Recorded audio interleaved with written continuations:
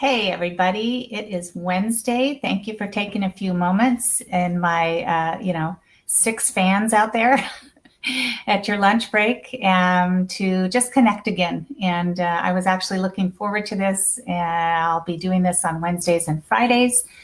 And in thinking about what could I share today that can add to our tool belt for managing some of these changes and all the things that we're going through. And I thought right away something that I've been doing a lot lately, and that is the quick coherence technique. And now you can learn a lot more about heart rate variability training in the heartmath.com, HeartMath Institute. And but today, I just want to take a few moments and walk you through this. I will say I've done some other stress management things and really feel so much better than I even did a week ago. And one of them was to go get a monitor so I'm not working off my laptop.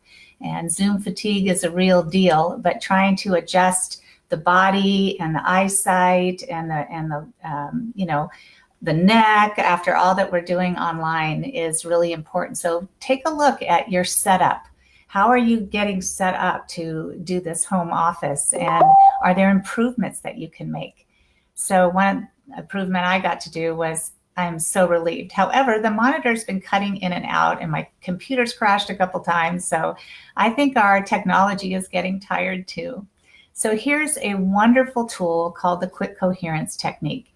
You can do this anywhere, anytime, and it's so helpful. It empowers ourselves. See, we can do this ourselves to regulate, and you can go from one feeling to another, and you can manage yourself in a way that you feel like you're in charge instead of feeling like the circumstances are in charge of you.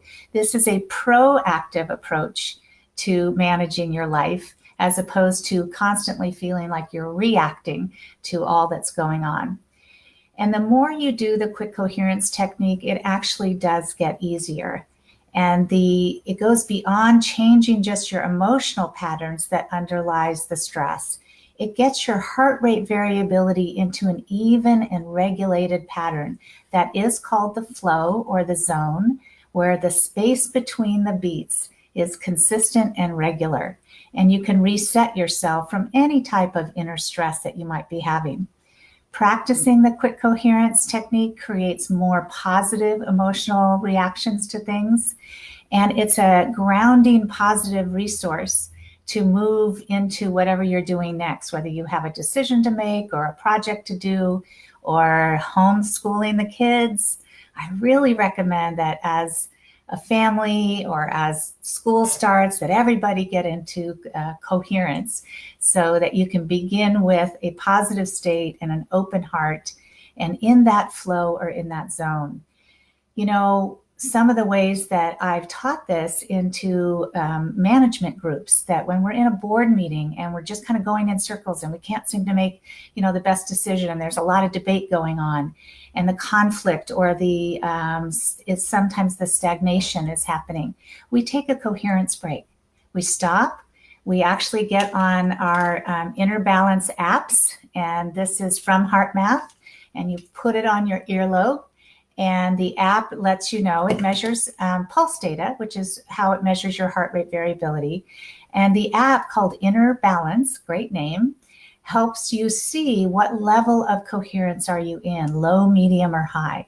So in this management meeting, we would all get into coherence together and then stop and then go back to the meeting and the topics that were being discussed. Things would happen so much more efficiently. And things got done and decisions could be made. And that human interaction when you're all in coherence and in the flow can be very creative and collaborative as opposed to getting more conflicted or struggling. In couples therapy, we use heart rate coherence a lot. We reset when we're discussing difficult issues. If both people in the couple are in heart rate coherence, the conversations go farther, resolution happens, and resilience is built between the couple in their communication. It's really lovely. And children learn how to get into coherence, and they have no doubt that it is a better place to be. So how about we do this today? All right, there's only 3 steps. And the first is shift your attention to your heart area. Focus your attention on the area around your heart. That's step 1. Step 2 is breathe deeply but normally and feel as if your breath is coming in and out and around your heart. Heart focus, heart breath. And here's the key. The third one is the most important.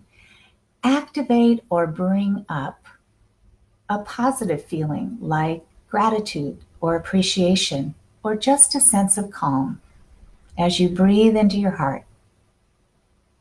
Maybe even some compassion.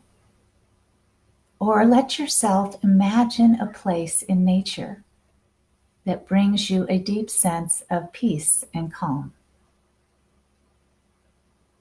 Allow yourself to experience it as you breathe in and out and around your heart. Breathing deeply and easily.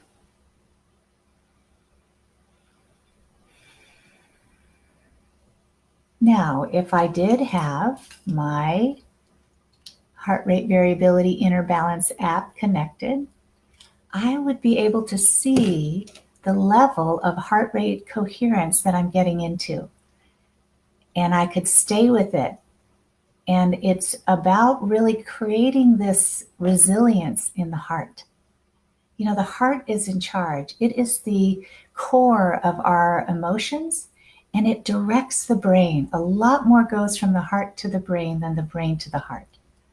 So you're in charge of shifting your heart rate variability. And now you know an easy way that you can do that. It's just 3 steps. Heart focus, heart breath, and generate a positive, heartfelt feeling and experience. And I wish you all the best as we continue to navigate our world today that has changed, that is expanding. And you can expand your heart and your thinking and your sense of yourself by practicing heart rate variability and getting into heart rate coherence every day. I'll put some links for you on the chat section, and I hope you all focus on your heart as you move forward. Happy Wednesday, and I'll see you on Friday.